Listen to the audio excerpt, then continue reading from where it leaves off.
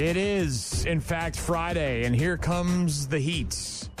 Now, today is not going to be bad. I don't think going to be tomorrow's warm. that bad either. 88, dude, is out of my language. It's not in my realm. Not as bad. It's not good. 88's too hot. Rain and 90s on Monday and Tuesday, it looks like, right? Rain? I don't see any rain. I see sunshine and 94 on Monday. I don't know what you're looking at. The forecast last night, but all right, that's all right. Humid, I know that. Were you looking at La Crosse, or were you looking at Madison, or where the hell were you looking? Boston. No, I'm kidding. That might be why. I'm just teasing. Yeah, Monday, it's sunshine with clouds mixed and a high of 94. That's what I got on mine. And I'm supposed to put this stupid fire pit in. All right, I picked a great day. So right around 80 today, hovering around 80, and then beautiful. Up into the upper 80s tomorrow and into the 90s on Sunday and Monday. Perfect time to wear some leather shorts and go for a hike. Mm-hmm. I already got an email from Mark saying it's finally Friday. He wants to hear some Corrosion to Conformity. Can definitely do that. Wants to hear some Albatross. COC. COC. We'll get to some COC in a couple of minutes. We got a lot to get to. Doc is going to join us. After 8 o'clock, racing reports from the DOC. A new Karen of the day. Very angry. So angry. So many things happening. Bad news, happy music is coming up. SummerWeen. Are you a SummerWeen celebrator? No, but it sounds great. I'm sure you saw on social media on July 5th all the people saying, well, it's Halloween. No. Right? Like, that's the next big one, right? I see. They're moving that. They're people are excited. They're tired of summer already. They want to get to Halloween, the spooky season, right? I did see the stores have all of their Halloween crap out in them. I mean, Menards got all the inflatables out now. You go to Home Goods or you go to TJ Maxx or one of these places, they're going to have all that stuff out. So people are looking to switch over to Halloween. They want to skip past Labor Day and they want to get right to Halloween. And so they call it SummerWeen because you're essentially celebrating Halloween in summertime. Excited. I'm not ready. I'm not that person, but I have seen people excited, especially when we had that heat last week. They were like, "Oh, bring on the crispy nights." Yeah, the crispy nights and all of that. But I'm still embracing summer. But let's go. Talk about it. I'm getting a lot of reels in my algorithm now for Halloween decorative ideas. Right, the things out in front of the house. And now that all of our baskets are dead, thanks to someone not watering them properly while we were at Rockfest, it's time for us to switch over, I think. Might as well put up the Halloween decorations now. Skelly. Well, yeah, but there's certain people that leave them in their yards all year round. We're not one of those people, but get it out early. The thing is, our Christmas season is going to be shortened because we're gone for 2 weeks because we go to Disney in December, so... rockmornings.com is the website where you can find all our contact info. SummerWeen. If you've got a request like Mark, you want to hear some Corrosion of Conformity. Got a text from Jim down in Georgia. Said, happy Friday. Have a great weekend. Stay cool. I'm sure Jim's going out to fish this weekend. Going to be a busy guy. Busy guy, that Jim, out there on the water doing some fishing. Boy, oh boy. Busy. What else is going on? You're getting ready? You said you started packing toiletries? Yeah, I am getting ready. You're leaving on Sunday? No, we leave tomorrow to drive to Minneapolis because our flight, we have to be at the airport at 3 a.m. on Sunday. So gotcha. We're actually driving we don't leave until Sunday, but we're leaving. Smart. Staying the night. For Minneapolis, going to Mall of America and doing all the things. Well, I mean, as much as we can squeeze in on a Saturday night, the girls want to head there. So we're stopping at the mall, getting some food, letting them do some shopping, and then going to the hotel and then taking the shuttle over in the morning. But yeah, then we leave on Sunday. All right, lots to get to. We'll get started here in just a bit. Rock Mornings with Brian and Gene on your rock station. Rock Mornings with Brian and Gene. Got a text from Tom, wants to hear some Holy Diver. Said, happy Friday, Brian and Gene. Will you play Ho? Sorry, Holy Diver. Have a great weekend. Yeah, we can do Ho and Holy Diver. Thank you, Tom. Appreciate that. Also got Mark emailing me earlier. He wants to hear some Corrosion of Conformity, and I think we can definitely do that for you. Speaking of Van Halen, did you see David Lee Roth canceled a bunch of shows? No. I know that Bon Jovi walked off stage last night, but I didn't see about DLR. What happened with him? Sammy Hagar has sent a message of support. I hope you're well, and I hope there's not a physical problem. He pulled his current. This is David Lee Roth now. He pulled his current tour, and was supposed to run through September. And July 23rd, so what was that, yesterday? Yeah. I guess. He said the rest of his tour was taken down from his website with no explanation given at this time at all. He was scheduled to play a bunch of dates, about 6.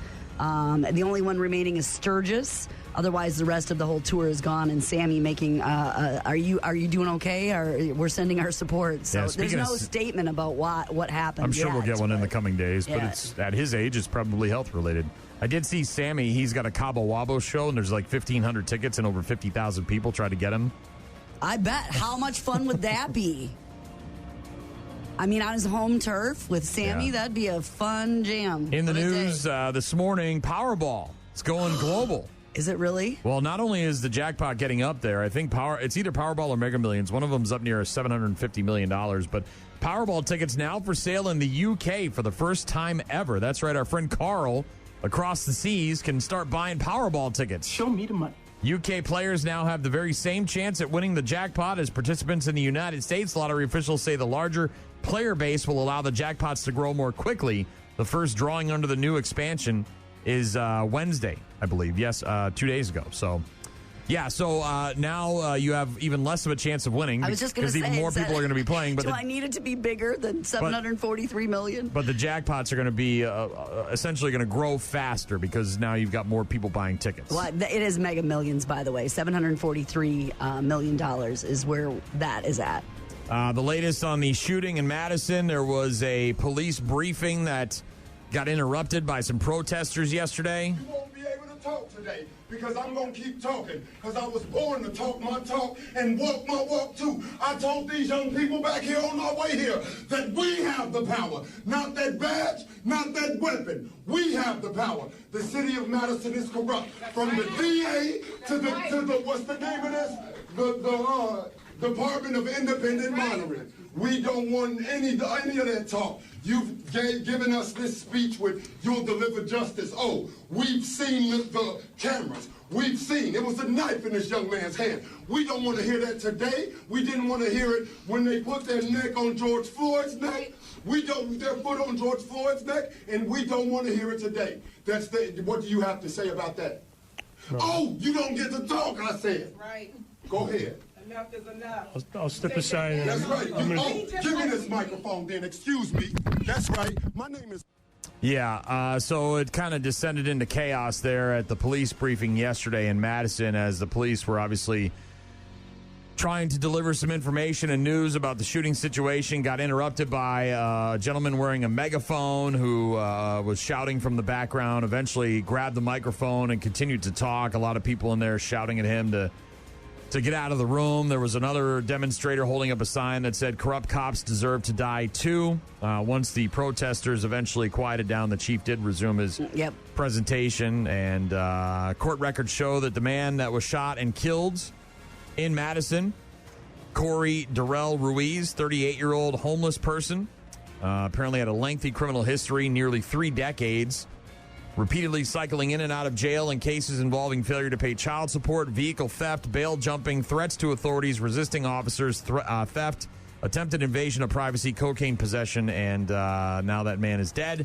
And obviously they're still investigating, but people are not happy in the city of Madison as the investigations continue. Yeah, the police officers involved are on leave, obviously, and the State Department of Criminal Investigation is conducting an independent investigation outside of the administration in Madison, which I think is important. So they're cooperating, and it's up to them to do the investigation in the days and weeks ahead here. Moving on to Minnesota, the jury reaching a verdict for Shiloh Hendricks. This is the woman that shouted that racist stuff at the kid in the park, right? The kid apparently took her kids. Rochester. The kid took her kids' snacks or something like that, and then she got into it with the dad and the kid. And so not guilty on the first count of misdemeanor disorderly conduct, which is the interaction with the child, but guilty on the second count for the interaction with the videographer.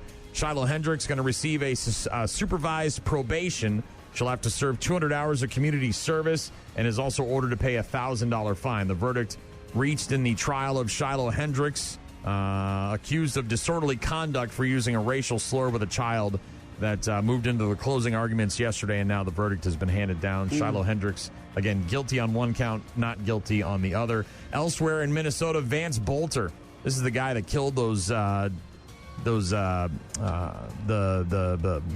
Democratic lawmakers in Minnesota. Oh, gosh. At their homes? Stalked them and went to their house and then shot them and their spouses. Yeah, he's been found guilty, and he's been sentenced to 2 consecutive terms of life in prison. This guy, that's horrific. He actually pled guilty to killing a top Democratic lawmaker and her husband. He was sentenced to the 2 consecutive terms of life in prison yesterday in federal court. His name is Vance Bolter. He agreed to plead guilty last month, almost a year after the attacks in the Minneapolis area where he stalked and killed former State House Speaker Melissa Hortman and her husband, Mark, and then critically wounded State Senator John Hoffman and his wife, Yvette. He was given an additional 480 months or 40 years in prison. The judge there, the U.S. District Judge John Turnheim, said it was the longest sentence I have imposed after hearing thousands of cases over the years, but I do believe it is deserved. So if you remember, he was disguised as a police officer, driving a mock police vehicle and showing up at their houses in the early morning, pretending to be a cop. With, and they're getting them to the door or whatever and then killing them. Bolter pled guilty to 6 counts, so federal prosecutors would not seek the death penalty. Instead, he agreed to serve 2 consecutive life sentences plus the 40 years, the same sentence handed down yesterday. At the time, prosecutors and federal defenders said it was the maximum sentence he could be issued short of the death penalty. Bolter, in a statement in court, said, quote, "To every person I have caused loss, pain, heartache, confusion, sadness, shame, or loneliness, I am truly sorry." Tough titty, bro. Then he went on a 2-day manhunt, too, remember? Then he went... Acts of calculated violence. This guy going to jail for the rest of his life. And then his wife, right? She didn't know. It was like his family know anything about it. Had no idea. Yeah. And that's the worst part, I think. Obviously the death is the worst part, the killing. But like when it goes, the aftermath is if you're the family and you have no idea, and now you're involved in this, and then people are questioning, how could you not know? And it's like, I don't know. I was married to the guy for all these years and everything seemed fine. Toaster recall. I'm not sure if you saw this. Harvey, let's get some fucking French toast. Yeah, this is actually a toaster oven, not a toaster. Consumer Product Safety Commission announcing a recall of over 11,000 Panasonic electric toaster ovens. These are the countertop ones with the glass door and the shelves. Units were recalled for a defective power cord, which presents a risk of electric shock or fire. So, owners of the recalled toaster ovens can reach out to Panasonic for a full refund. But before you start making breakfast this weekend, if you got a toaster oven on your counter and it's from Panasonic, you may want to check this one out. There is a recall on toaster ovens that were made by Panasonic. And last but not least, the bear on the pole in New Mexico. Did you see this guy? I did not. Oh, man. He's climbing up and doing his own thing, or what? Yeah, so big bear, actually. Very big bear. No, maybe not very big, but a large bear. This isn't like a cub. It's a full-grown bear. And got stuck on top of a telephone pole, a power pole. It's just hanging up there and was struggling to stay up there, obviously balancing on this pole, and it's not going well for the bear. And then as people called 911 and were trying to report this to the wildlife associations out there, the bear ended up getting electrocuted and dying. Ugh. This is near Clayton, New Mexico. Bear balancing precariously on the pole's crossarm, panting as it struggled to keep its footing during a frantic 911 call captured in the video that you can see online. A 911 operator told the concerned witness to just, quote, leave it be. Well, yeah, don't try to climb up the pole to get the bear down. What are you going to do? But what are you going to, like, other than being there, what are you going to do? Chop down the pole? I mean, put out, like, a mattress for this thing to bounce off? I mean, it would take time and authorities. There's nothing you could do in the moment. The person said, I've already called Game and Fish, and they said there's nothing they can do. They could go and shoot it and tranquilize it to get it down, but if they do that, then it's going to fall and hurt itself. Eventually, the bear did get electrocuted before officials could rescue it. Got bears. So, and apparently, in seeking shelter from threats, sometimes bears have climbed these poles. They get spooked, and they're also attracted to the tar that some of the poles are soaked in. So they're climbers. They're spooked. They're, a lot of times they come down on their own if given time, but unfortunately, in this case, that wasn't the outcome. Got an email from Mark. Wanted to hear some COC. Rock Mornings with Brian and Gene. Find them online at rockmornings.com. That's a greasy way to start a Friday morning right there. Some corrosion of conformity for Mark, who emailed in. Thank you, Mark. Appreciate that. Also got a text from Jim, who said, happy Friday. Have a great weekend. Stay cool. Doesn't look like the weekend's going to be, I guess tomorrow starts being up in the upper 80s, 90s by Monday and Tuesday, mid-90s as a matter of fact. Jim also said he's launching the boat in 15 minutes. He's heading out on the water. Tom wanted to hear some Ho or Holy Diver. Also got a text from someone who said, good morning. I'd like to dedicate When Will It Rain by Jackal to Gene. Happy Friday. I think it's because you messed up on the forecast there. That's what last night when I was looking at it, had You rain had the in right the city? forecast. Did you Yeah, have the correct? I was teasing about Boston. I mean, I did look at the Boston forecast, but All right. Brew Crew off yesterday. They'll be at home against the Rockies today at 3:10. First of 3 against Colorado. okay. First overall pick in the NFL draft this year, the quarterback, Fernando Mendoza, finally signed his rookie contract with the Vegas Raiders yesterday. Mendoza, a 4-year, $57 million fully guaranteed deal with a 5th-year option. Raiders' entire 10-player 2026 draft is now under contract as they get ready for training camp. Baltimore Ravens, speaking of quarterbacks, they waived rookie quarterback Diego Pavia yesterday to make room for a veteran center. The Ravens signed Pavia as a undrafted free agent in April after he became the first Heisman Trophy finalist in a decade or more to go undrafted. So this guy was a Heisman Trophy finalist. And didn't get drafted? And didn't get drafted, yeah. All those picks didn't get drafted. And so the Ravens kind of picked That's him up. wild, isn't it? Yeah, kind of picked him up afterwards and said, we'll see what we can do with you. And apparently they didn't like what they saw, and so he's gone already. They might Was he sign him. troubled or something? Is he like I a didn't look troubled into it. I player? know nothing about him. So Okay. they might sign him to the practice squad or something like that. Don't want to guarantee him. They've got 4 quarterbacks already. So you're giving a roster They're spot full to a guy who's probably not going to be a backup with the team. So maybe you release him, make room for a veteran player, the center, and then you maybe sign this guy to again the practice squad. Donald Trump, the president, welcoming Shohei Ohtani, Freddie Freeman, and the World Series champion Los Angeles Dodgers to the White House yesterday. Said the team was one of the great brands anywhere in the world. It's a big Rose Garden event celebrating their 2nd title in as many years. Said, I'm thrilled to say welcome back to the White House, and maybe I'll see you again next year. They also gave him a ring.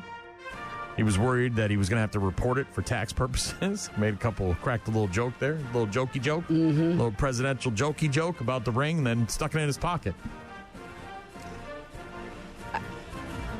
It's the middle of the season, isn't it? Yeah, but I don't know. I'm assuming they're I playing. know it takes a long time. I'm but assuming that the Dodgers are either playing in the area or just recently did and had a day off. A little diversion trip. So, and I don't think all the players went. I think there were several players that didn't go. Speaking of baseball, the Cubs, they are not going to take any further action in regards to the fan who slapped another fan for not standing for the national anthem. So that kind of nice little bow on that. Viral video showing a fan smacking another person in the back of the head for not standing during the national anthem with that game against the Twins. Didn't the two of them work it out? And yeah, and that's kind of what the Cubs said. Yeah. The Cubs responded to the matter earlier this week with a statement. They confirmed that it prohibits any physical confrontation between fans and that its security team spoke to the man who was struck. That man reportedly did not want any further action, such as an ejection or any sort of investigation. And apparently after the national anthem, those guys broed it out, and the younger gentleman who got slapped bought the veteran a beer. And then they talked, and they worked it out like people. And so, yeah, you can't be touching other people, but it sounds like they're okay. The kid didn't All's want to well that ends well. Yes. And Press again, maybe charges the and- kid now has a better understanding of why people stand for the national anthem. And you have the right. You've earned the right. You live in this country. You don't have to stand. That's right. I can totally understand why the veteran will be pissed. I get it. You also can't hit people at games. He could have gotten kicked out if the Cubs would have decided, right? They would have said, you can't be touching other people. But they worked it out Right. on their own, and the Cubs didn't have to get involved. And staying in the Windy City, As they say in hockey, let's do that hockey. the Chicago Blackhawks have teamed back up with Patrick Kaner. That's right, Kane's coming back to town. Free agent winger Patrick Kane agreeing to a 2-year contract and average annual salary of $8 million. He won 3 Stanley Cups with the Blackhawks after they drafted him first overall in 2007. He's second all-time in points for the Blackhawks behind Hall of Famer Stan Mikita. He's third in goals, games played, and original 6 franchise. Kane won the Calder Cup as a Rookie of the Year back in 07-08. He won the Conn Smythe as in the playoff as the MVP in 2013. He and both the Hart Trophy and Ted Lindsay Award as well when he led the NHL with 106 points. So he had a Hall of Fame worthy career while he was with Chicago, and now he's coming back for a couple of years. Patrick Kane. Kaner. back with the Blackhawks. Sell some jerseys, I'm guessing. Oh, yeah. I don't know if he's going to change his number. I don't know. I didn't look into that. But a lot of times what will happen is, players, maybe not necessarily even in their second go-around with a team, they'll just change their number to sell more jerseys, right? Because if you've been number 24 your entire career. And you already have that. Right. Yeah, and everybody's already bought a 24. Like, hey, let's make them buy 8s. It's kind of like the Kobe thing. We'll see. Sports on Rock Mornings with Brian and Gene starting to cloud up a little bit over here. I do see some partly cloudy conditions in the forecast, but hovering right around 80 degrees today. Rock Mornings with Brian and Gene on your rock station. That's going to be Gene. She's shipping up to Boston. I am. First time ever going to the Bean City. Bean Town. Gonna tell you about my town. And then to Cape Cod, I wish you the best of luck. Thank you. I appreciate that. And well, you know how I feel. You asked for my advice. You didn't take it. Do you want to know what I'm doing? I don't care. I'm sure I'll find all about it when you get back. All right. I had several people reach out to me the last week and confirm that I am in the right. That my feelings have value and that you hurt my feelings. Because you asked for my advice, I gave you my advice, and then you refused my advice. Your advice was one thing, and I chose to not do that one thing. I gave you a lot of advice. No, you did not. No, you didn't. No, you said one thing, and then you got upset. Quite a few things. I wanted a whole list. You're not doing any of them, actually. You're not even going to Fenway. I'm not going to Fenway. Sorry about that. It's disgusting. So. I got 2.5 days. If you're going to hunker down because of the heat this weekend and watch some stuff on the boob tube, you're in luck. There's plenty of things happening on TV this weekend, including the streaming premiere of Mortal Kombat 2. Yeah. This is on HBO Max today, the sequel to 2021's Mortal Kombat. Carl Urban stars as Johnny Cage, reluctantly joining the champions of Earthrealm in the tournament. Today on HBO Max, Mortal Kombat 2. Also on Apple TV today, The Dink. This is the sports comedy starring Jake Johnson as a washed-up tennis pro forced to play pickleball after an injury. Yeah. Tennis, elegance, aesthetic perfection. She needs our protection. An epidemic is sweeping across our once great nation, and its name is... Pickleball. Yeah, pickleball. It's The Dink, and it premieres on Apple TV today. This guy, tennis player with an injury, starts playing pickleball, becomes close with another pickleball player. That person is Mary Steenburgen. I remember her from Step Brothers, a bunch of other stuff. Also on Peacock today, the streaming premiere of Pressure. This is the World War II drama starring Andrew Scott as a British meteorologist trying to convince Eisenhower, played by Brendan Fraser, to risk a last-minute postponement of D-Day because of the weather. Do we have a date yet for the invasion's out? D-Day is in 61 hours from now. This is the largest seaborne invasion in history. Fate of the war, thousands of lives hinge on this. I need a forecast. Churchill tells me you're the best meteorologist in the country. Get me the latest readings from every single base within 2,000 miles of Normandy. The invasion's confirmed for Monday. Oh, they won't like this. We are faced with a succession of 2 aggressive storms. Are you absolutely certain? D-Day will be calm and sunny. I couldn't disagree with that more. Streaming premiere of Pressure on Peacock today. Sounds kind of good. Yeah. And also on Hulu today, a weird mockumentary. I didn't understand what the hell was going on when I watched the trailer for this.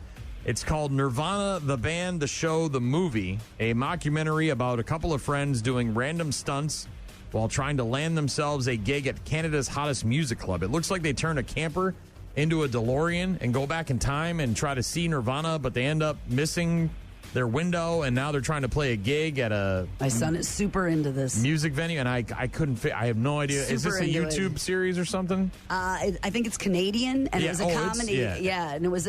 Bro, I don't get any... I had no idea what the hell was going on. What's going on here? It's just... Well, this is actually kind of hard to explain. Time machine plan. This is going to be the last plan you and I ever have to do. And as far as I'm concerned, Nirvana the band is playing the Rivoli tonight. We have the RV, deck it out like the DeLorean. Ah! So it's a full-time machine. Okay, watch this. Hold on to your butts.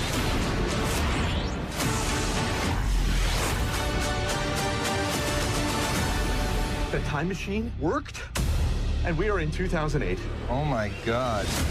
Matt, it's 2008. I told you! Yeah, obviously missing the window for Nirvana if they're only going back to 08. It's called Nirvana the Band, the show, the movie. Again, a mockumentary-style Canadian comedy. I have no idea what's going on. Yeah, they did produce a web series way back when, like these two guys did, and then it became a show, and that was in Canada. And then Blackberry, do you remember that movie at all? The phone movie?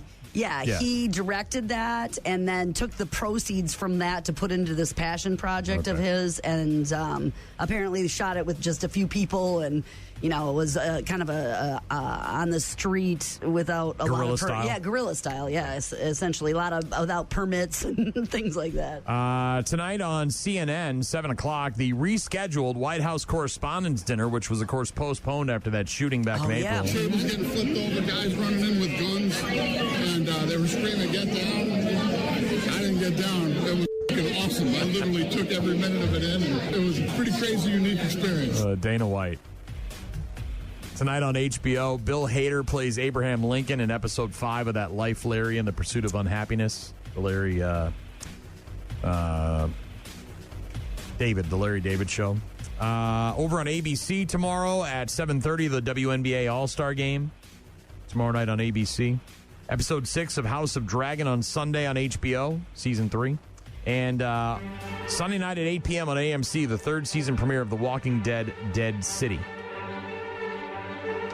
More zombies walking around. Late night shows tonight are, of course, in repeats. You got a couple of new movies in theaters this weekend. One of them's rated R. It's called Motor City. So the guy from Reacher, Alan Ritchson. Okay. The big guy that was in that war movie with the alien ship, and he was like in the military, remember? And they were running through the woods and shooting laser beams. Yes. Yeah, that guy, Alan Ritchson. He plays a guy who escapes from prison to get revenge on the drug lord who framed him for a crime that he didn't commit so that the drug lord could steal his girlfriend, who's played by Aaron Rodgers' ex-girlfriend, Shailene Woodley, who eats the mud balls. That's the mud ball chick. She's got a big film, huh? Yeah, Motor City, rated R, in theaters this weekend. Also in theaters and rated R is Her Private Hell. Have you heard? There's been another victim of the Leather Man. Is he a ghost? A monster? A god? If you think he's playing games with you, he is. If you think he's gonna kill you,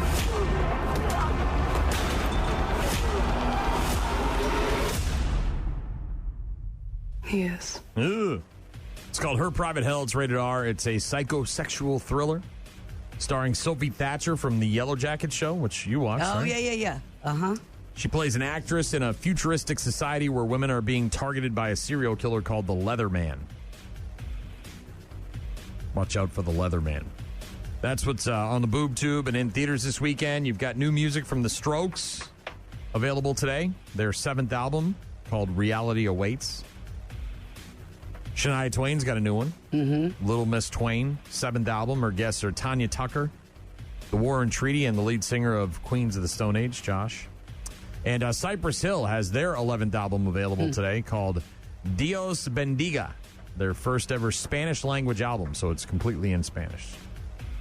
Also, we'll talk racing with Doc later on after 8 a.m., but Peyton Manning, did you see this? He's producing a new docuseries about NASCAR. No, why? Yeah. Is he super into racing? NASCAR celebrating America's 250th this year, just like everybody else. And a new 3-part docuseries called NASCAR Americana is being produced by Peyton Manning and his Omaha Productions. It'll premiere August 9th on the USA Network. You can't tell the story of America without telling the story of the automobile. And you can't tell the story of the automobile without telling the story of NASCAR. America's here because of a bunch of rebels. NASCAR is here because of a bunch of rebels. You feel it in your chest. It's everything that they say it is. Gentlemen, start your engines. Racing is in people's blood, something that is passed down like cufflinks or a shotgun. One of the things I'm most proud of about NASCAR is how patriotic we are. This is the quintessential American sport. It obviously talks about the roots of running moonshine during Prohibition and where NASCAR racing got its start, how it becomes a major part of American culture. Episodes feature stories and interviews with all sorts of NASCAR drivers, including Bubba Wallace, Jeff Gordon, Kurt Busch, and many more. Yeah, it's going to air. So episode 1 will air after the Iowa Corn 350 on the 9th. And then on the 15th after the Cookout 400, so right after races. And then episode 3 will be on the 23rd following the Dollar Tree 301. Deep dive into the history and prominent Kurt Busch in there as well, apparently, in his interviews. Kyle. Did you say Kurt? Sorry, I was thinking Kyle. Yeah. And apparently he drives around the track. You know, Peyton gets in a car and does all that. Why wouldn't you? Yeah, if you could. Of course I'm going to do that. Go boogity, boogity, boogity, up the hill, boys. Yeah. NASCAR Americana, August 9th on the USA Network. Our NASCAR Racing Report is coming up just after 8 a.m. We got a new Karen of the day that we're going to get to a bit later on. Of course, Bad News, Happy Music, a Friday edition. Gene leaving after today's show. When are you back, by the way? What's the... Monday, the 3rd, whatever, a week from Monday. So you're only gone for the week. I'm only gone for a week. All right. So I'm going to get a text on Sunday night saying, I'm wiped out, I'm not coming in tomorrow. You will not. Yes, I am. Is there a poly market for that? Can I put money on that, on a poly market? You could try, sure. Or you're going to have some kind of snafu at the airport. Calamity. That's way more likely. Calamity Gene strikes again. That's way more likely. You and your crazy life. You can't get your stuff together. That's way more likely than not just coming in. All right, go ahead. Tell me what you're doing.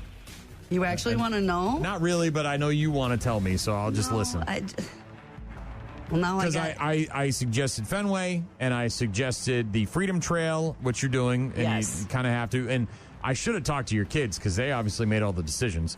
And then I also suggested the Duck Boat Tour, which you're not doing, which is very offensive to me.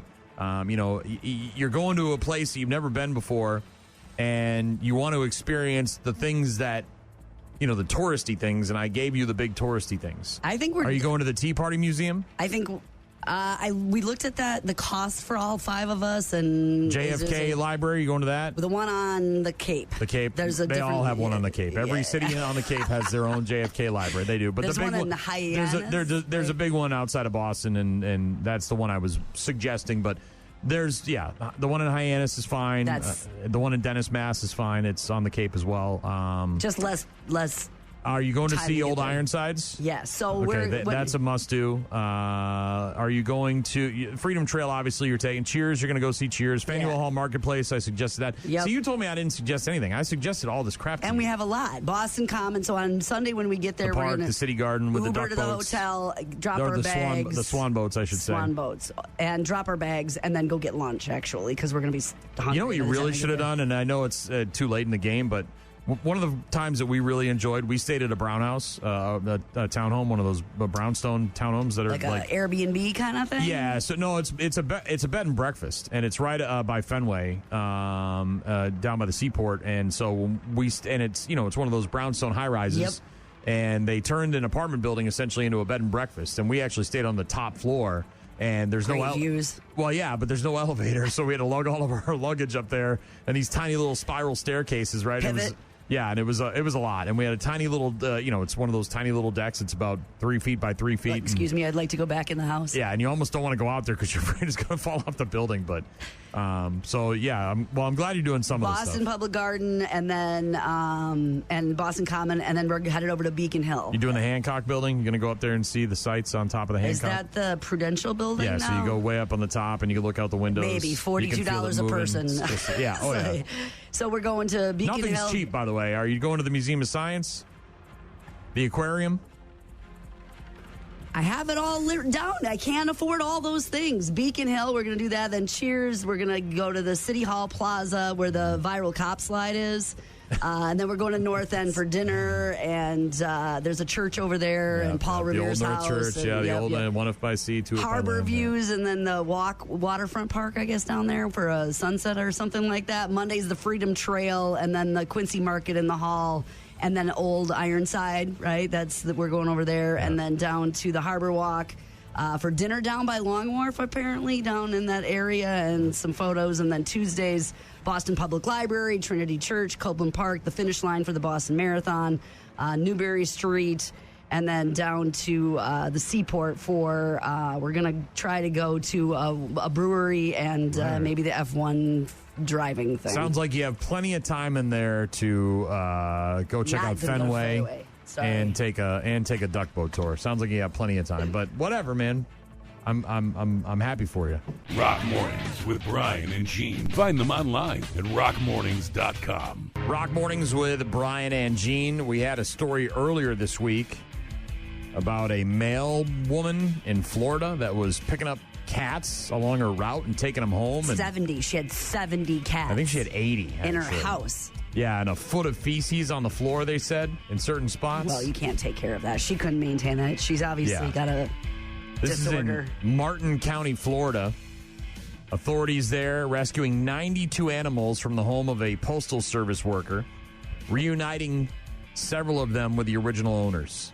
So it wasn't just feral cats. It wasn't just strays. This woman was taking people's pets and taking them home with her. And so these people like, where did my dog go? Where did my cat go? And now, thankfully, they're finding out that a lot of these animals were actually owned by people that were along her route, which shouldn't be that hard to track them down, right? You just go down the route and say, is this your cat? Does any of these look like your cat?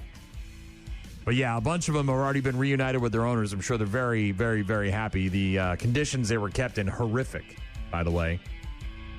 Monday, the animals were moved from the home, taken to the Humane Society of the Treasure Coast. One of the owners was reunited with her cat, Patchy, after months of searching. So this wasn't like last week the cat went missing. Months. I cried so much when I lost him. There were so many nights I couldn't sleep. For more than 6 months, this woman was searching for her cat, Patchy. I prayed for a miracle. The miracle came on Monday when she was watching the news. I had a very strong feeling that my cat was one of the 80 cats that they found. Patchy had been just a 16-minute drive from her house, living in this home with this crazy person. Can you imagine? Well, and then you find out what conditions they've been living in for the 6 months you've been looking for them. Right. You take good care of them. They're your animals, and then all of a sudden you find out what they've been living in. Patchy, the cat, by the way, is one of 8 cats officials have already identified and linked to their original owners. 8. People's pets? This woman was stealing people's pets from their front yard. Not just wild, feral cats, but actual people's animals. The president of the Humane Society there said one of the people who came in here this morning was a neighbor who a few weeks ago lost her cat, and she said to me, I had no idea the cat could be living next door. Well, and then, so say you're in a neighborhood, Brian, and, you've got those neighborhood email groups. Oh, yeah, and the you've got Facebook groups, things. and chats and all that. And maybe you're putting up posters or whatever, and all of a sudden, you're noticing, hey, there's a lot of cats in this general area that are going missing. I think the woman kept the cats in her house so nobody would see them, right? No, she did, but Oh, I understand what you're saying. God, Diane's cat went missing 2 weeks ago. You go to the telephone pole and there's 80 other cats on the pole, yeah. Looks like on her mail route, she would identify cats that were loose, not feral cats, but cats that were loose, and come back with traps, trap the cats, and then bring them home. So she wasn't just grabbing them and throwing them in the mail truck. She would stalk the cats and sort of systematically work her way through the neighborhood and then come back and trap them. Nobody saw this? Apparently not. She got away with it for a while. Crazy. I'd be so pissed. Is that our mail lady putting out a trap with tuna in it? I'd find out when she was going to be in the jail or in the courthouse, and there might be a fire. There might be a oops fire. It might be I never know. Yeah, might take care of that problem on my own. Elsewhere, this is a cool story. So this guy works at a indoor trampoline park for kids, right? Several communities in our area have one of these things, right? Probably some video games, maybe some ticket machines to get some prizes, a little concession counter. And they probably have theme days, right? where you show up and you have a Spider-Man theme. Lots of birthday parties. Disney theme, Star Wars, all that stuff. Well, this guy was decked out in his Spider-Man costume in Arkansas because he works at this indoor trampoline park. And now he's going viral because he jumped out of his car at a stoplight to help a guy in a wheelchair cross the street. Tried to wheel him across before the light turned green really fast. Heartwarming. He shot out so quick, I thought it's more like Flash than Spider-Man. It's just good to see anyone in today's day and time doing something nice for someone else. I always thought that whenever I get older, if I could just put on a suit and make some little kid believe that he saw the real one, that maybe he'd turn out to be a good person. Aw, Spider-Man. I always thought whenever I get older, if I could just put on a suit and make some little kid believe that he saw the real one. Yes, that they do better in life, do maybe the right he'd things. turn out to be a good person. Yeah. Is that Spider-Man doing good things? It is. It is. Saw a guy struggling to get through the intersection in his wheelchair and popped out of his car and said, "Here, let me give you a hand." Just your friendly neighborhood Spider-Man. Speaking of people doing good, this is a 14-year-old teenager. This is a kid that works on a ranch, lives on a ranch in Montana. His name is Jory, Jory. I don't know if I've ever seen that name before. Jory Thomas, a ranch kid from Montana. You know what these ranch kids do, right? Mm-hmm. Rustle up some cows. Rodeo. Yeah, well, he used his rodeo skills to save a guy who was drowning in the Yellowstone River. Used his lasso skills. All we heard was, help, help. He was moving pretty quickly. Only thing I could focus on was helping him get out of the water because I didn't want to see anyone go. I actually started really getting into roping this year. Luckily, I caught him first try. I felt pretty good afterwards that I knew he was okay. Like a scene out of a Western, this guy was... comes up and does the thing and then throws it like that. Yeah, so the guy was in a group that was floating down the river, and he had apparently fallen in and was struggling. Right, so like a tubing group, right? And Jory took his 12-foot lasso in his hand, threw the loop towards the drowning man.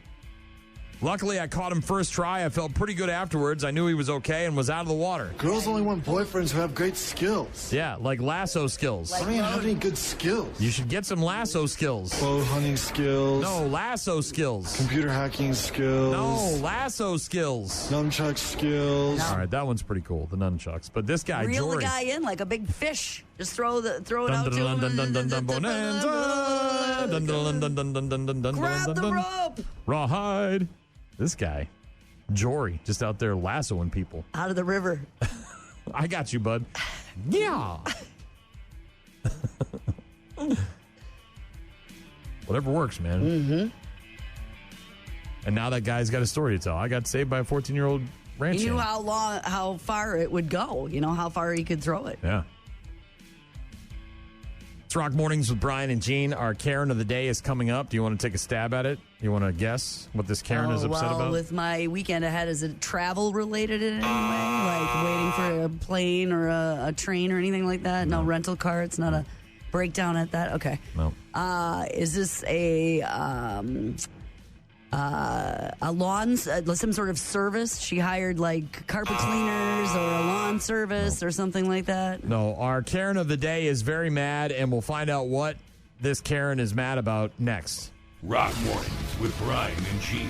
Start your day with Rock Mornings. Karen. Karen. Karen. Karen. Karen. Karen. Karen. You what? Why did you do that? Why did you do that, Karen? She's alarming but disarming and a really very charming modern girl. Karen.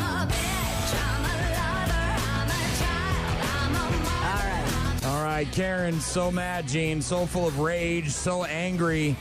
They can't stand it. They have to talk to the manager. They have a specific haircut. You can see them a mile away. So they usually have their arms crossed. They're on their phone. They might have sunglasses on. They might be in a park. There's a little black kid that's in the pool, and they can't stand it. They got to call somebody. Viral. It's a video. Usually their perceived loss of entitlement or some other privilege or Oh, yeah. Very privileged. So privileged. something that happened that now has made for this social media. Now, you said travel originally. Mm-hmm. That was your first guess. Some sort of travel-related type thing at an airport. Plane, I want a effing automobile, 4 effing tires, and an effing steering wheel. He was right, though. He was right. See, you know how to take the reservation. You just don't know how to hold the reservation. I don't think you do. Look, the customer isn't always right, but sometimes they are.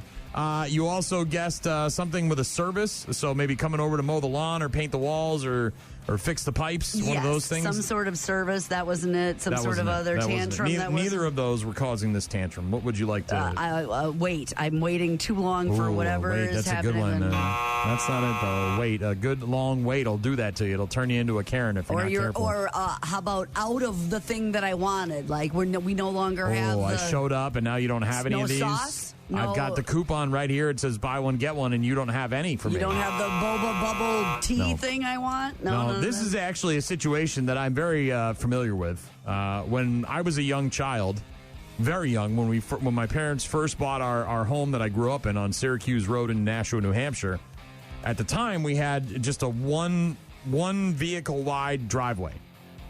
It was, the pavement wide enough for one vehicle. Exactly so both my parents kind of parked front. But we did have like a little dirt part next to it where my dad would park his truck, his plumbing truck, right? He had a plumbing van, a work van that he drove around in.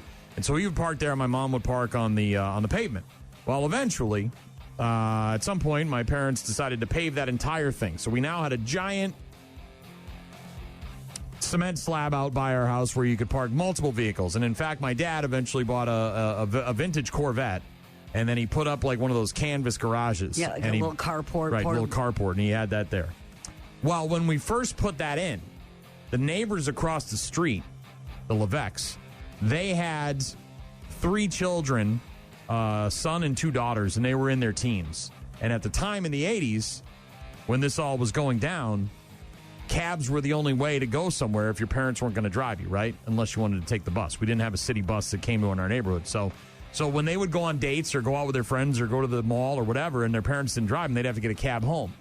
Well, a lot of times the cab drivers would turn around in our driveway, right, rather than... Large. It was large and paved. Wow. So it made for a good space. If you've ever believed anything I've ever told you about my father, he was a legitimate psychopath, and he couldn't handle this. The turnaround. And there was one time where a cab driver pulled into the driveway and sat there. And if you know anything about cab drivers, they used to have books, and they'd have to write things down and fares and all that stuff. And this guy, it's not like he was playing Candy Crush on his phone. This was, again, in the 80s. So he was sitting in the driveway. Just writing down that he dropped somebody off. 11:30, 12 o'clock at night. The lights are on. Everyone's in bed, but they're coming. And my dad had a meltdown. So bad that the guy, like, and him are, and I'm awake and I'm in my room and I'm watching this all go down, and my dad's screaming at this guy to get the F out of the driveway. The guy's yelling at my dad to go back in the house and mind your own damn business. My dad turns around and goes, "Patty, get my gun." And Patty went and got his gun because my mom was a ride or die.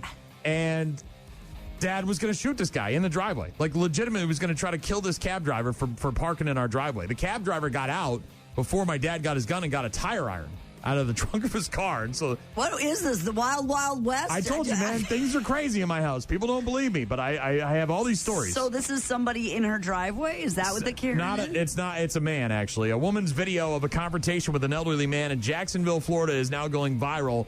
This guy drops a hard N-bomb on her. She's, I'm assuming, black. You don't see her in the video. But he drops the N-bomb on her, and she completely doesn't even mention it, right? Like, normally you would say that, and it would, like, be fisticuffs, Doesn't right? care about that, just No, she wants goes to right move. past it and is telling this guy to get the hell out of her face and whatever, and he's telling her not to turn around on his property, and then all of a sudden he threatens to kill her, and that's when she says, "Oh, I'm calling the police now." So this guy is our Karen of the day, this guy from Jacksonville, Florida. There's a lot of beeps in here, so I apologize, but if you want to find it online... Colorful language. Oh, I'll say. Call the cops right now. Terry, please stop. She just... Call the cops right now. You're backing up on her. Don't pull in my yard. Who'd I pull in here for? Her, right? Don't For me, pull I in told my her to yard do that. again, mother. Why not? What's wrong, Terry? I'll shoot your mother ass. Okay, you're going to jail now. No, he's going to jail today. Call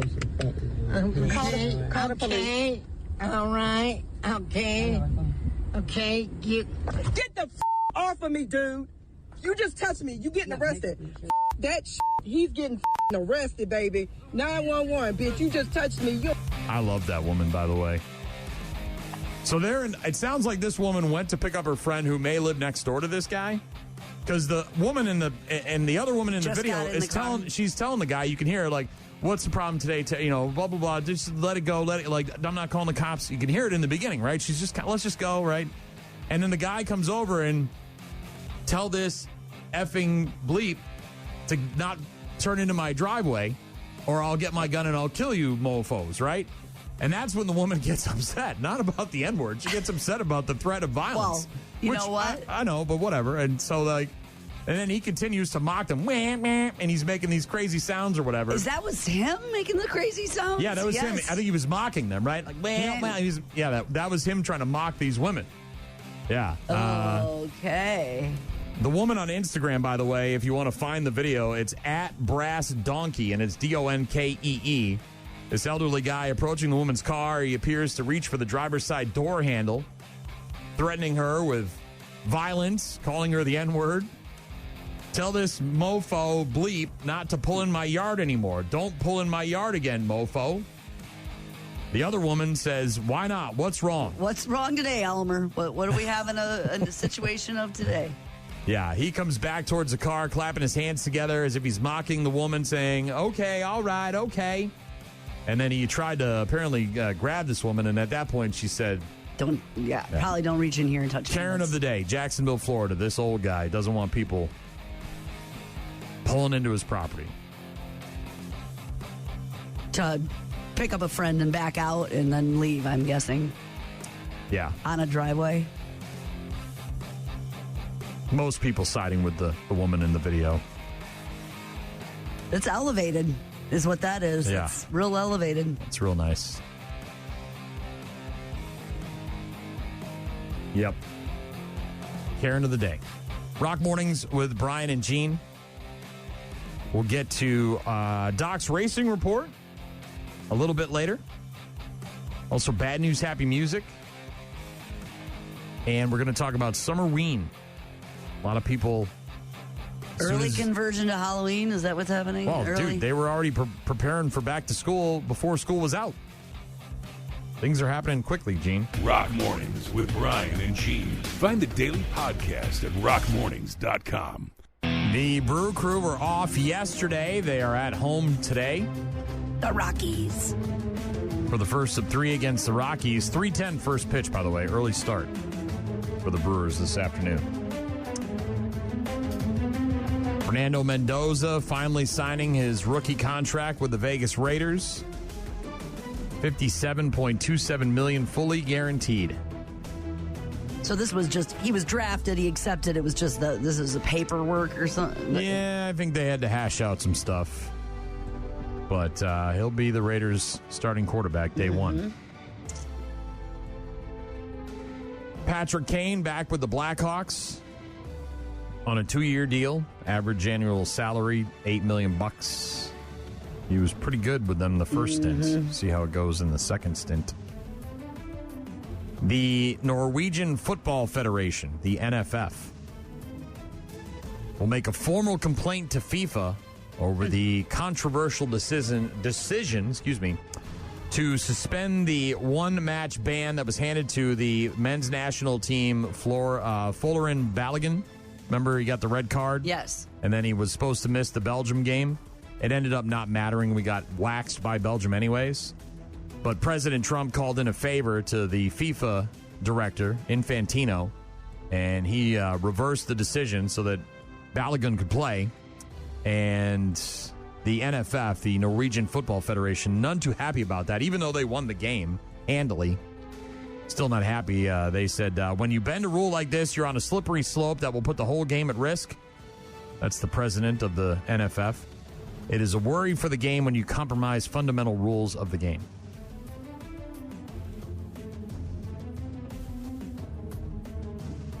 Formal complaint. Also, a home run that was hit earlier this week. Why does it matter? Is important. Salvador Perez plays for the Kansas City Royals, and he tied the Royals franchise home run record with 317. George Brett, who is a legend in Kansas City, had the record of 317 home runs. Now he's tied with Salvador Perez. Unfortunately, this 317th home run of his career. What, the ball's missing? No, it ended up in one of the fountains in the outfield. So they have fountains at, I think it's Kauffman cool. Stadium.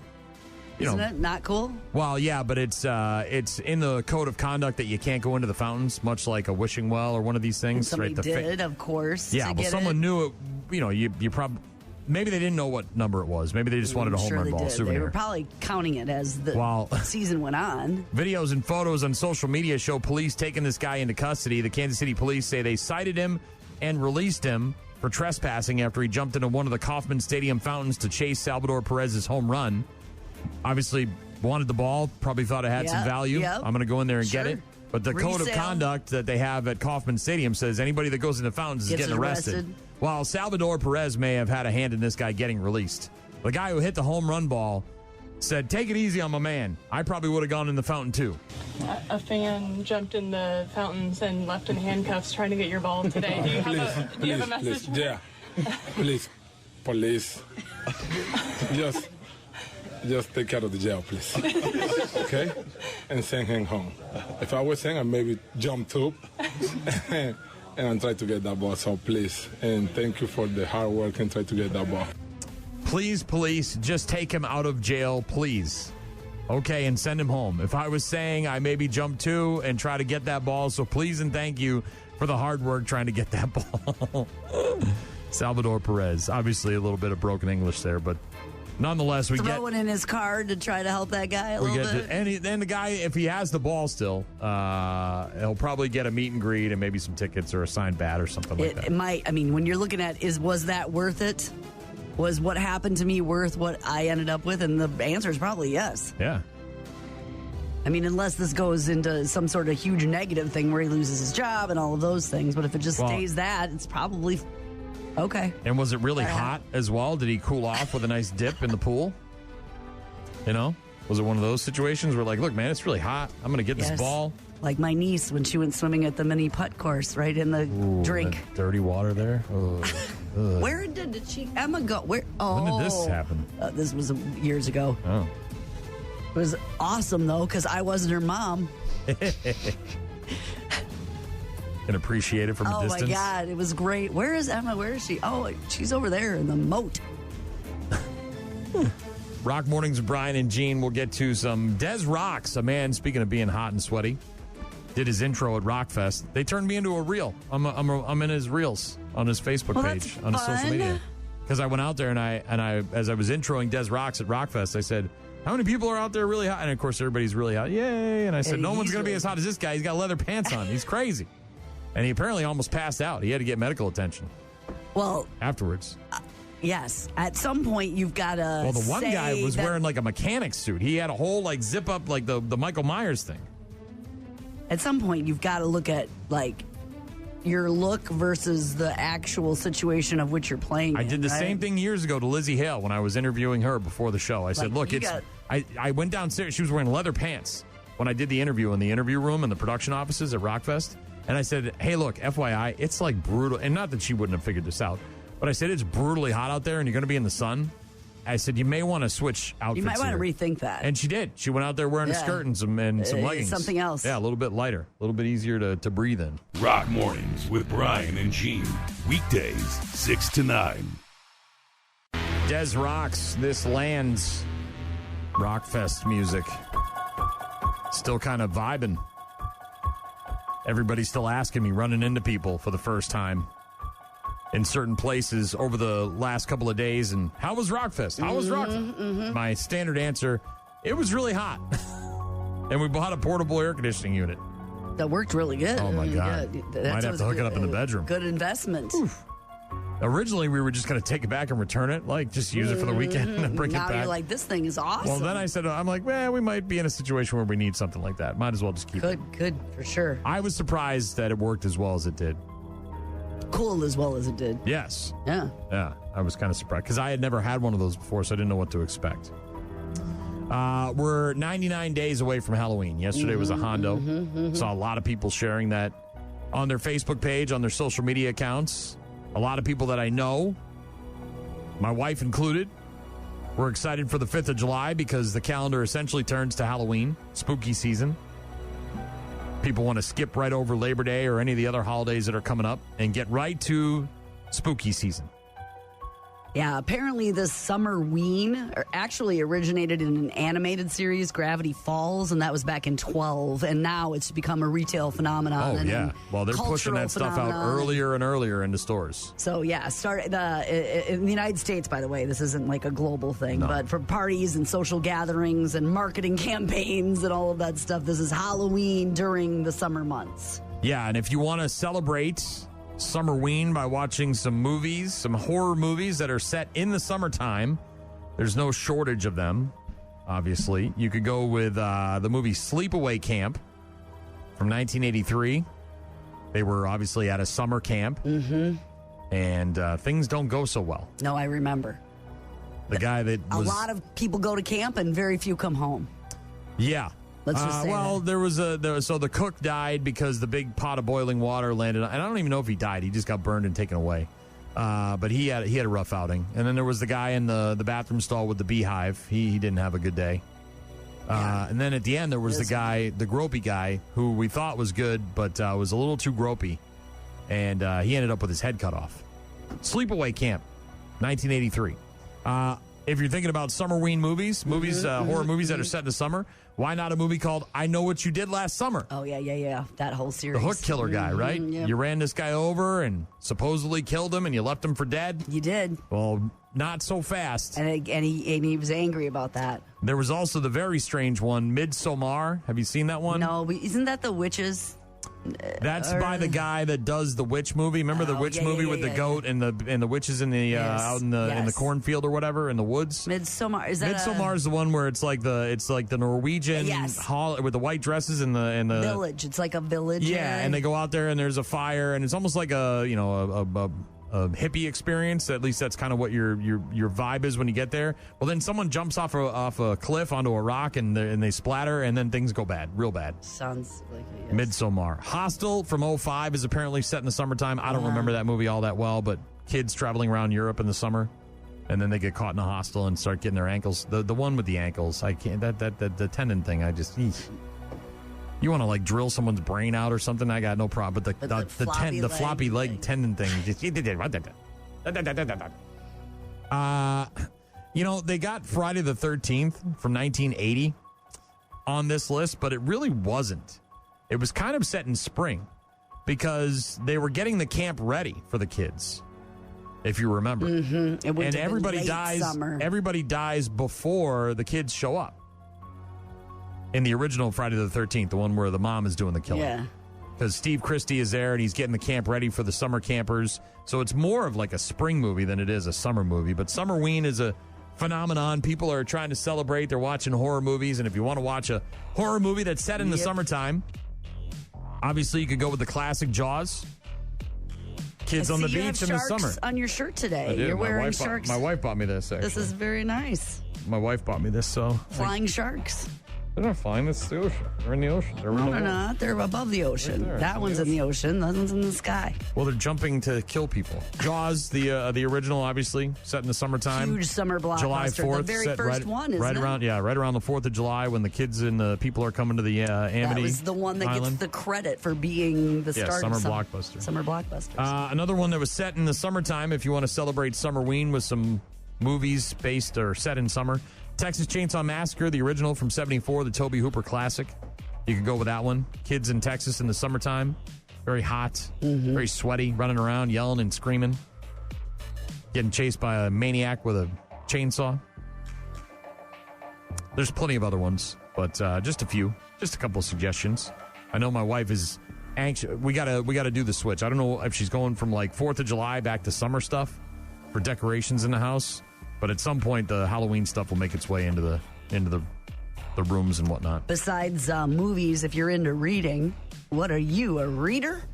You could read book people. What are you, Stephen King, going back and reading some classic horror novels and books? We just watched The Long Walk the other day, based on a Stephen King. You're a Dean Koontz I like fan, Dean Koontz, yeah. And there's several movies based on some of his books. But so maybe taking some time during the warm weather to read one of those horror novels. Also, the Carving a Jack-o'-melon, if you're into it. You could melon season, so carve a jack-o'-melon instead of a pumpkin.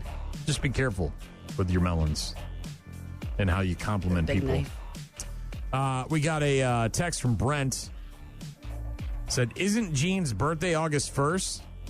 If so, I'd want to wish her a happy birthday now instead of belated. Have a wonderful trip. See you on the radio when you return. That was super thoughtful. And I said it is actually on August 1st. So apparently Brent wants to wish you an early birthday. Wow, Brent, thank you so much. Wet. That was wet. It's your birthday today.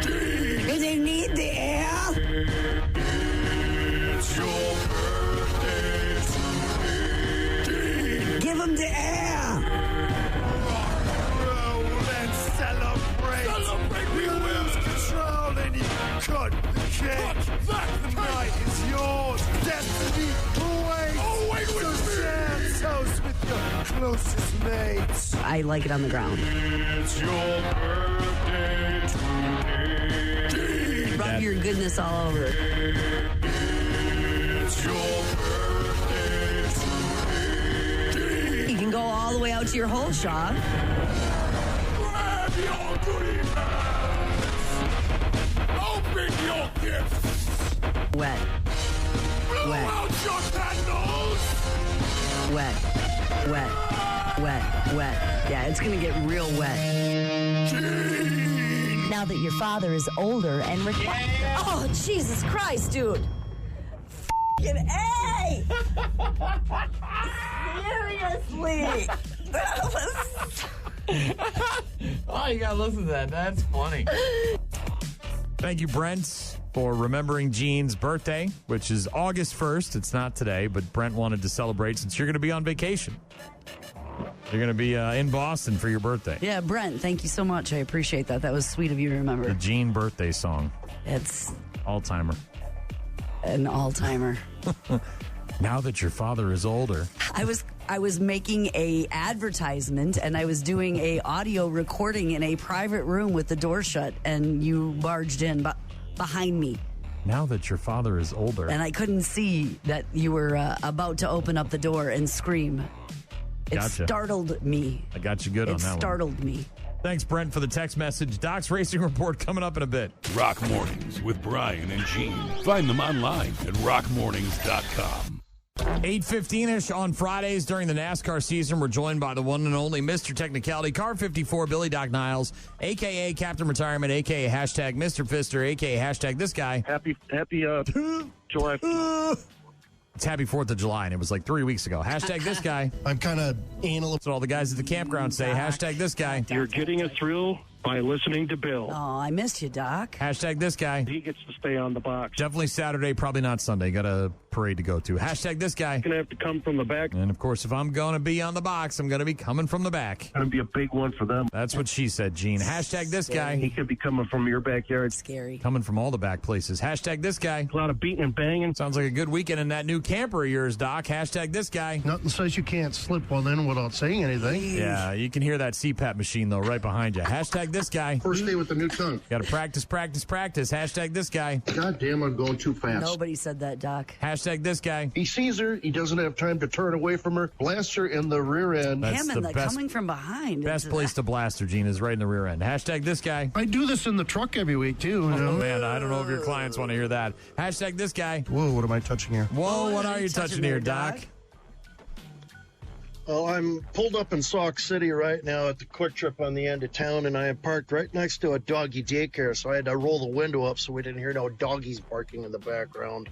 So I touched the window button. All right, Doc, I want to say thanks again for all of your help at Rockfest. I hope you and the lovely Mrs. Doc had a great time. I appreciate all the hospitality. Doc was making bloodies and bringing them out to the booth. They were making bloodies in their camper. They had enough food for an entire battalion of soldiers. Well, look at and we went Mrs. in there, and Doc. there's meat sticks and crackers and all sorts of craziness. And their camper is beautiful, by the way. And we were sleeping in their old camper. It was like a Doc-tastic weekend at Rockfest.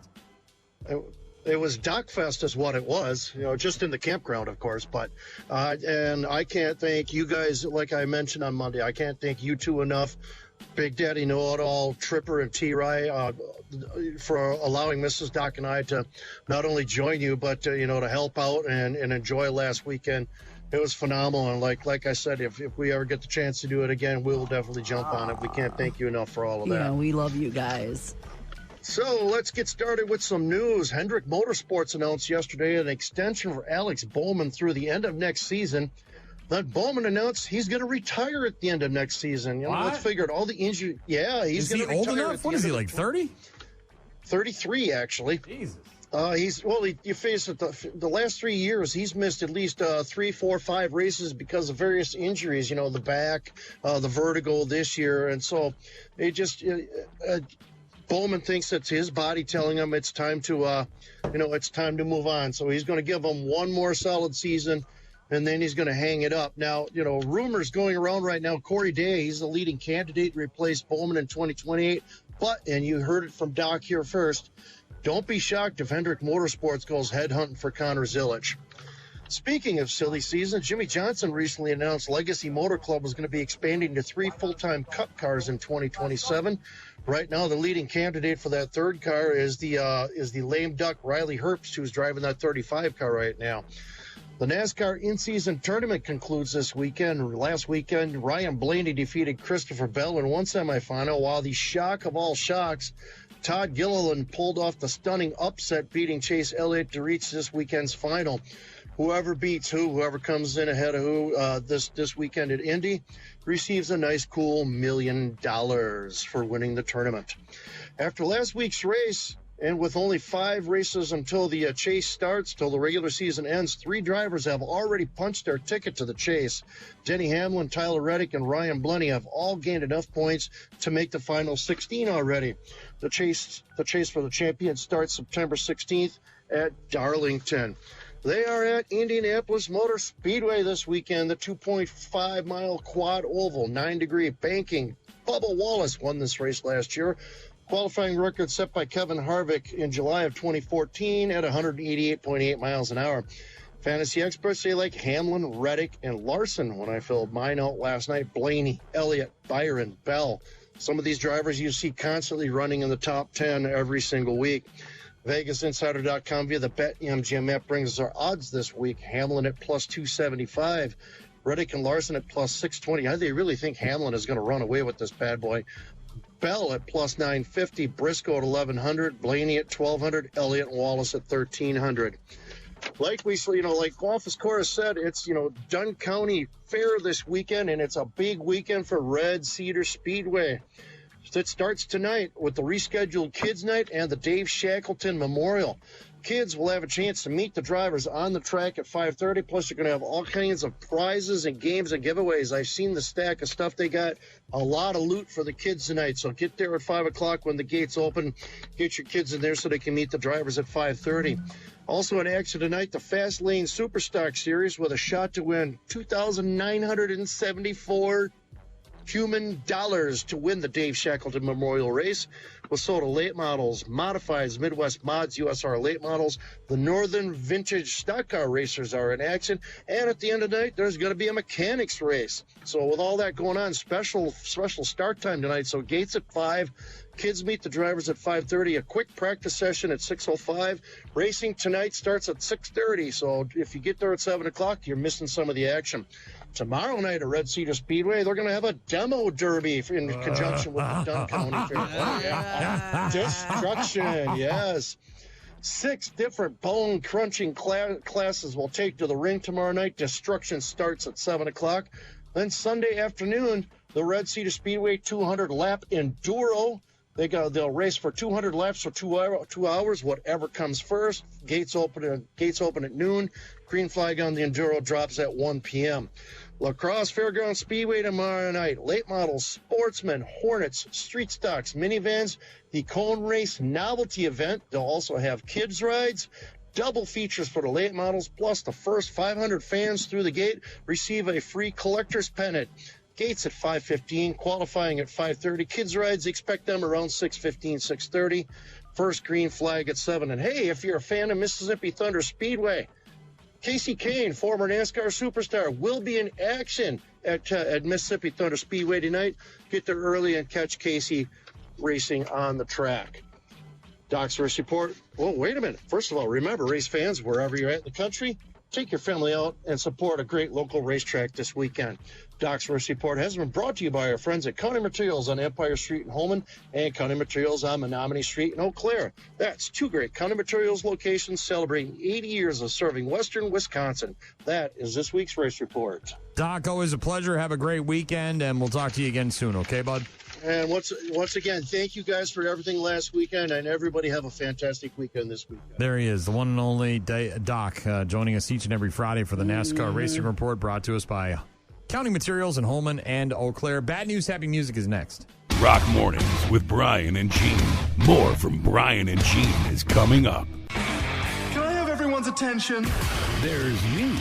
After 40 years, they still can't find Jimmy Hoffa. That's what I'm talking about. There's good news. My family is making a grant to eliminate their student loans. And then there's bad news. I have some bad news. All the crazy shit happening all over the world, including Florida. Florida man bites dog to establish dominance. All right, y'all ready? Every weekday morning at about 8:35, Brian and Gene hook your ass up. It's Bad News. Bad news. With happy music. Happy, happy, happy. Brought to you by Dahl Toyota. Here we go. When you think of a Sinclair gas station, what do you think of? Sinclair gas station. I guess I don't a lot because we're in the land of quick trips. But is this a dinosaur? Is that a Sinclair? Ding. Okay. So most Sinclair. It's the green, yeah. So they have a green motif. That's their station color. And most of them have a green, like a large green brontosaurus looking dinosaur. Mm-hmm. That's kind of their mascot, if you will. And people take pictures with them. People buy shirts with the mascot on them at the Sinclair gas stations. And then people also unbolt the Sinclair mascot and take it a couple of miles away so it has a more scenic view. It was funny to think that our dinosaur was sitting up in the canyon up there. Sounds pretty planned out. Missed the cameras, bolted back down. Grand theft dino. They literally had to unbolt it from a cement pad out here, and they re-bolted it on the cliff. I mean, I think it's all in good fun. I don't think the people mean to cause any harm. Kind of a harmless prank, if you will, but a nearly 300-pound Sinclair dinosaur was stolen from a gas station in Montana last Sunday night, was found the next day, bolted to a cliff. So they didn't just move it. They actually moved it and then bolted it back down. They wanted it to be there and stay there. 10 miles away near the Yellowstone National Park. Grand theft dino. Very visible from the road. Until it wasn't there anymore. 10 miles away. I understand all of that is wrong, but... Sinclair management said it won't be filing a police report. Remains unclear how or why the dinosaur was taken. But, obviously, it's...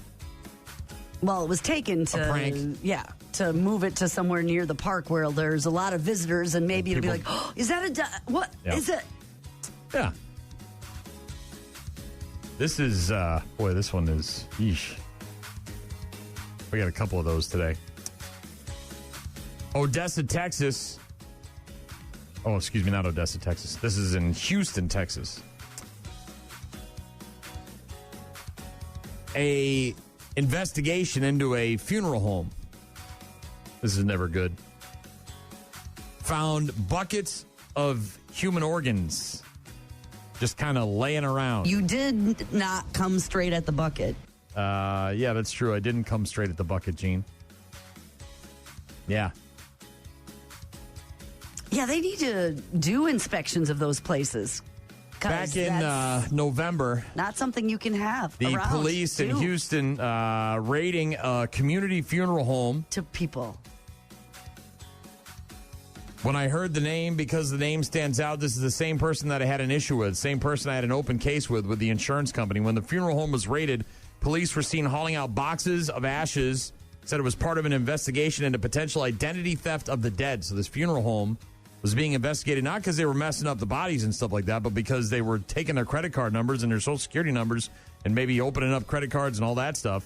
And apparently when they were in there, they found buckets filled with like 5-gallon buckets, pails like that you would have in your garage to wash your car with, filled with human organs that weren't disposed of properly.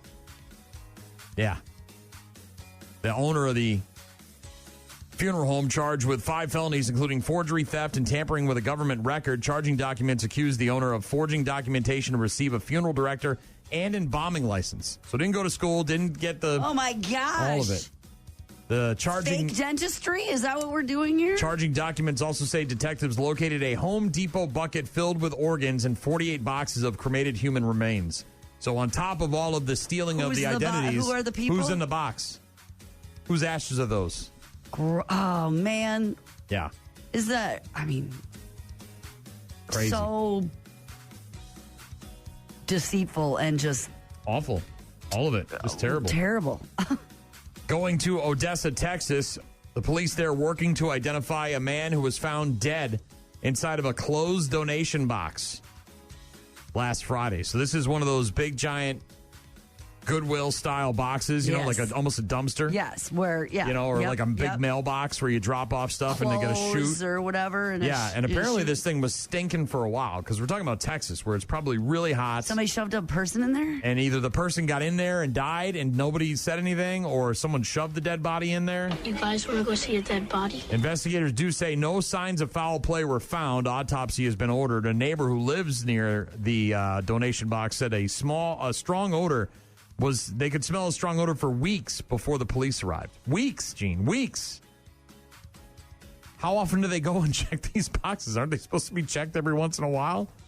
Well, maybe they only make a route that's overly once. But do they complain to the police for? I mean, would you let a smell go on for weeks before you did something about it? A neighbor who lives near this box smelled the strong odor. Initially, assumed the victim was a child or infant because he couldn't imagine an adult fitting inside of the small opening. So this is again like a chute almost. Yes. Yeah. Said I never knew where it came from. I just smelled it. I thought it was a trash can. You know how it smells during the summertime. Trash can, sure. They got out a sheet and a bag, and he never saw them put the body inside the bag because they blocked our view with pickups. Yeah, apparently a body inside this donation box. Gross. Ugh. Weeks of stinking. That's not good, Gene. Not good at all. Moving on. This guy in Florida, hashtag Florida man, facing serious felony charges after detectives intercepted a package containing more than 1 kilogram of cocaine that he was shipping through the U.S. Postal Service. Cocaine is a hell of a drug. Like wrap it up in a box and just ship that? Investigation began after the postal workers alerted the law enforcement to a suspicious package believed to contain illegal narcotics that was being delivered to a residence there in Lee County, Florida. Investigators say that detectives established surveillance at the home, monitored the delivery of the package as part of a controlled operations. They say that Sergio Davala later arrived at the residence, retrieved the package, and then drove away. I'm here to tell you about drugs and alcohol and why they're bad. Deputies, of course, initiating a traffic stop shortly afterwards, and during that stop, they allege that this guy tried to throw the package out of the vehicle's window in an effort to dispose of the evidence before the deputies could get it. Law enforcement officials quickly securing the package determined it contained more than 1 kilogram of cocaine. Yeah. That meets the threshold, by the way, for trafficking under Florida law. USPS. I'm just going to ship that. USPS. He was taken into custody without further incident, been charged with cocaine trafficking and tampering. How much would a kilo of this, how much is to ship this? With evidence. I don't know, but maybe you should find out. Cocaine is a hell of a drug. Take it to the post office and just, how much for this? Well, it's the motto, right? Through rain, sleet, or snow. Square and just wrap it up in the brown wrapping and if you paper. wrap it up enough, they're not going to know what's in here, right? I don't have to declare it. Right? Mm-hmm. Moving on, I think this is a Florida woman. No, this is in Tennessee. A woman accused of exposing herself during a traffic stop Like, hey, look at these? I don't know if it was, I think it might have been, hey, look at this, as opposed to, hey, look at these. One of those kind of things. They could be exposing themselves, and you don't want us exposing ourselves. Hey, look at this. Yeah, Tuesday night of last week, conducted officers there in Lebanon, Tennessee, conducting a traffic stop after they saw a passenger not wearing her seatbelt. Apparently, she was trying to not wear a lot of stuff. During that stop, the canine officer, Donner, as in like Dasher, Dancer, Prancer, Vixen. Mm-hmm. Donner alerting the officers to the possible presence of narcotics in the vehicle, and during that investigation, the 66-year-old passenger was removed from the car and reportedly began to expose herself to passing drivers. You ever seen a grown man naked? No, but I saw this lady taking her clothes off. Maybe that was her move, right? Like, hey, look over here. As the investigation continued, I think she was trying to air it out a little bit. I think she was trying to confuse the officers. Up on the side of the car. Officers found what's suspected to be cocaine and other drug paraphernalia in her butt on both the woman and the 68-year-old male driver of the vehicle. Both the man and the woman arrested without incident and charged with multiple offenses.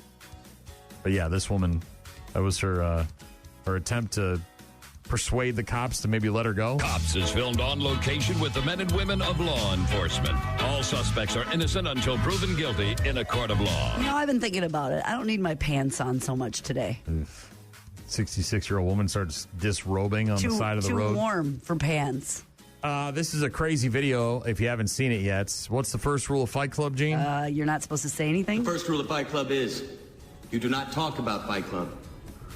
The second rule of Fight Club is you do not talk about Fight Club. Well, they didn't have to talk about it because everybody could see it on the video. A video posted to Twitter drawing attention after it captured a fight between a swimmer, a guy who's swimming, and a kite surfer that escalated quickly, much like Ron Burgundy. That escalated quickly. It did? During the confrontation, one man pulled a gun and appeared to be shooting or trying to shoot the man not once but twice.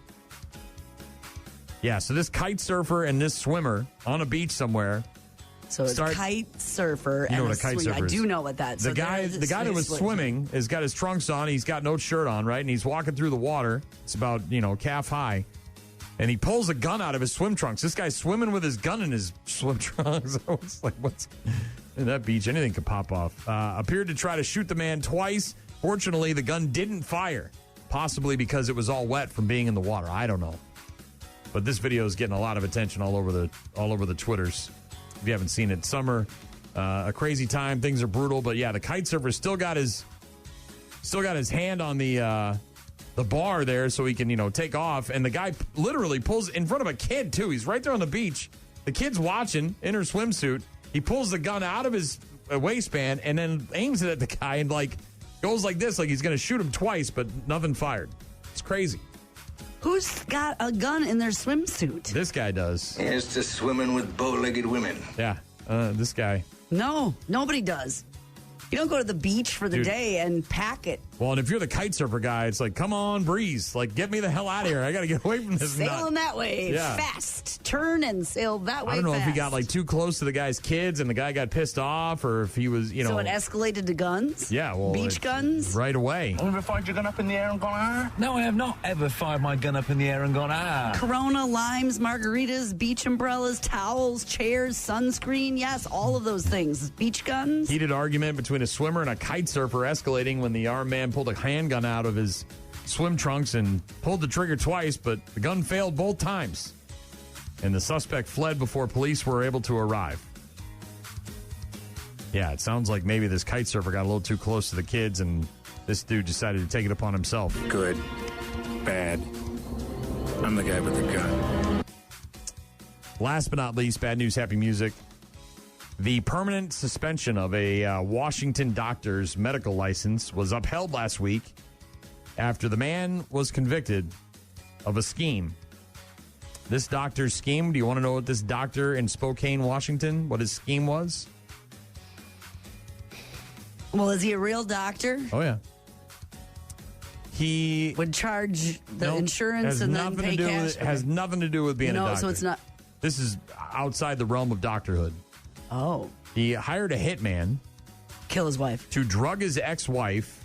Ex-wife. And her son with heroin intending to get them addicted to heroin, and also having his estranged wife held hostage with the hopes that she would have intercourse with him 3 times. That is a long game. January and February of 2021, former pediatrician, a guy named Ronald Ilg, ILG, used the dark web to solicit a hitman with the intent to injure a former colleague who previously worked at this guy's medical practice. Using the name Scar215, he paid the hitman $2,000 in Bitcoin. That's all it takes, $2,000 in Bitcoin. And instructed him to carry out an attack where his former colleague should be given a significant beating that is obvious, and that the beating should injure both hands significantly or break the hands. This is misery. Also asked for a confirmation of the assault, indicated he had a more complicated job for the hitman if the assault of his former colleague was successful, right? Like, prove to me you can do this job, and then I got something else in the works for you. Some Bitcoin. I got you some Bitcoin to smash up some dude's hands. And then in March of that year, 2021, he went back to the dark web again to coordinate an attack against his estranged wife. While the divorce proceedings were underway, he paid roughly $60,000 in Bitcoin to a hitman for this attack. And his plan was to give her heroin so she would get addicted? The hitman was instructed to kidnap his estranged wife, extort her, inject her with heroin, and hold her hostage for 7 days. Also created a structured bonus scheme if other demands were met within the 2 weeks of her release. Like, she comes back to me looking for someone to take care of her. All like this, it's wild. If you haven't read the story, it's nuts. The bonuses would be paid to the hitman if the estranged wife withdrew all court motions and mediated agreement. All that stuff. Come back, then. And he also had to have intercourse with his ex-wife at least 3 times within the 2-week time frame. Very for him specific. to get his bonus. Yeah, for the hitman, I got to not once, not twice, but the 3 times. If we're back on a regular schedule of doing it. Then. Also offered bonuses for planting drugs and needles with the estranged wife's DNA throughout her home. The hitman was instructed to use all means necessary to accomplish these goals. Crazy. His obviously his license got suspended, and then he tried to get reinstated, and that's not going to happen. But she going through with the divorce, or did this turn her around? I think they actually finally got divorced. Yeah. This didn't turn her around and make her want to go back to him? No. Wild. Crazy people. What is going on? Got a text from Chris. Said maybe the body in the donation box was from the fake funeral home. Might have been. Ugh. Stu texted in wishing you a happy birthday. I informed him it isn't until August 1st, but we went a little early today because Brent also texted in. Yeah, Brent and he remembered, said, and that was very Isn't nice Jean's birthday August 1st? If so, I want to wish her a happy birthday Brent. now instead of a belated birthday when you get back. I'll be back on Monday the 3rd. Brent, that was very, very thoughtful. Brent said, have a wonderful trip. See you on the radio when you return. T-Stet said, good morning, Brian and Jean. It's Friday, bitches. Enjoy yourselves. Yes. Have a good weekend. Thanks, T-Stet. Also got a text message from Eric, and I got to be honest, I'm glad this might be the best text of the week.